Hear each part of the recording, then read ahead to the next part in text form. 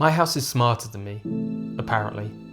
I've got a vacuum activated from an app, security that alerts me when someone's at the door, and a thermostat controlled by my phone. But somehow, at 1 AM, I can't get this light to turn off.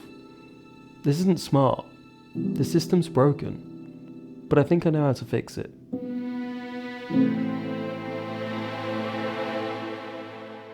Voice assistants promise to be the future, your own digital butler. But in reality, they're just voice-activated switches waiting on your commands. But it gets worse, because every manufacturer has their own ecosystem. Every device has its own app.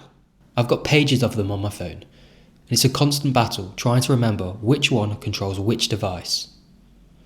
But the thing is, a truly intelligent home, it works quietly in the background, without you even knowing it's there. What you need to build this is a computer to run the software. I'm using a Raspberry Pi, a power supply, an Ethernet cable, and an SD card. To install the software, go to the Raspberry Pi website where you can download the imager. Once you've got that open, you can select the type of Pi you've got, then select the software by going through the menus to find Home Assistant.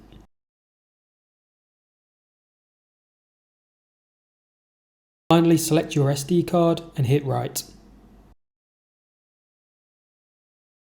While this was installing, I decided to 3D print a case for my device.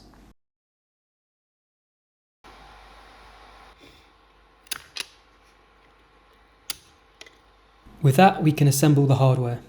I'll put the Pi in the case, plug in the Ethernet cable, and plug in the power cable.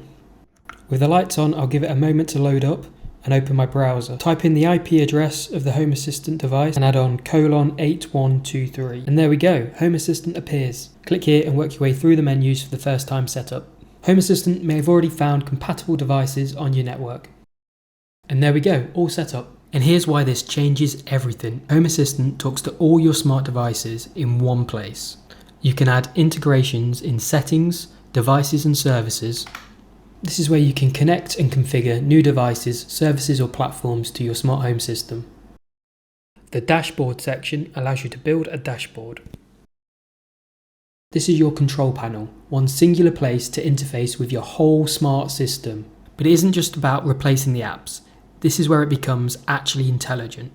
Instead of controlling things manually, you can set up automations. These are rules to tell Home Assistant, when this happens, do that. And your home reacts around you. And really, the possibilities here are endless. As long as you have an input and an output.